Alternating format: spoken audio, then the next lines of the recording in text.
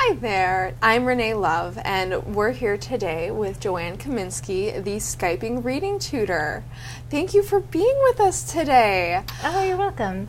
So, as a Skyping reading tutor, most people would probably think, well, you're a reading tutor. You didn't struggle with reading as a child, but what was your reading experience like as a child?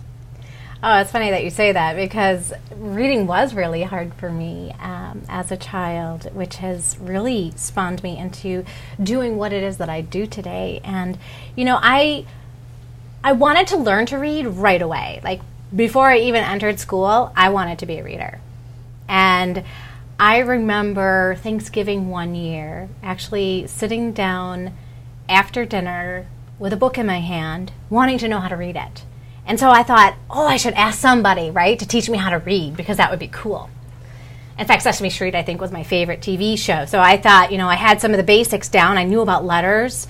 I don't know if I knew about sounds, but I asked my mom that day if she could help me with reading, and she said no. And so I personally took that as a no, never, and never asked her again. And my cousin was there, and she's about 5 years older than me. So I thought, maybe my cousin can help me with that. And she said, no, I don't really know how to teach people how to read. So I kind of gave up there. But as soon as I started learning how to read in school, I was excited about it. And then I ended up getting put in the Blue Jays group. Now, the Blue Jays group was the group that was the lowest readers. And I don't know how we know this as children, but if you're in the lowest reader group.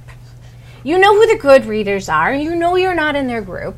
And I was in the lowest group. The worst readers in the class were in my group. And so I already started off with a stigma that, I'm not a very good reader.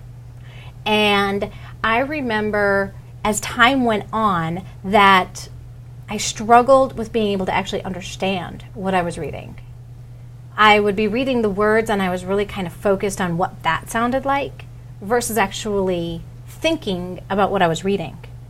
And so I thought I was reading because I was reading the words, but I wasn't understanding what I was reading.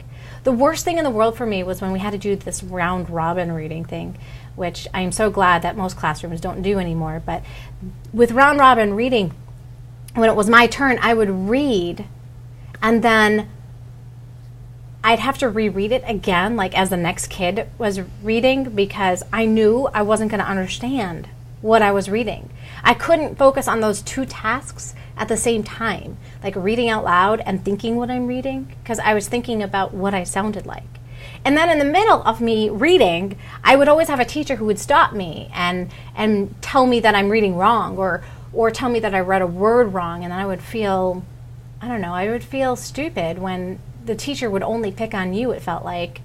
I'm sure she also helped other kids, and it just felt like all of the other kids would tell me the word, they'd jump in and they'd give it to me instead of letting me try to figure it out. And I remember that just made me feel dumb. I just felt stupid.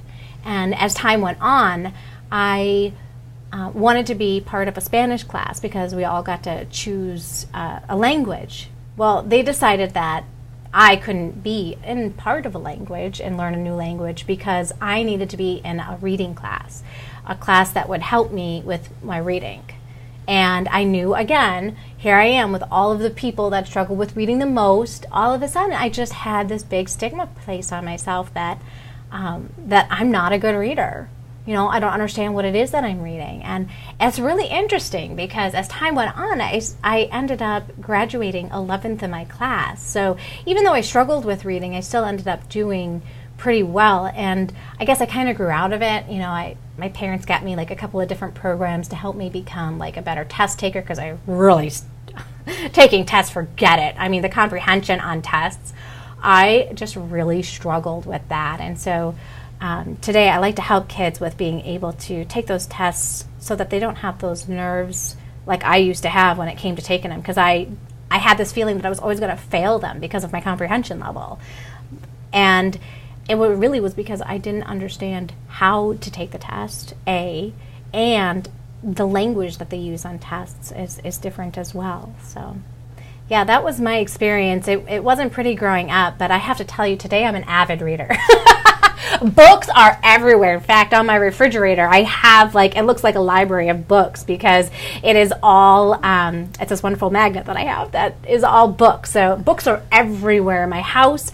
I probably have about, 100 books on my Kindle and carry them with me. So I love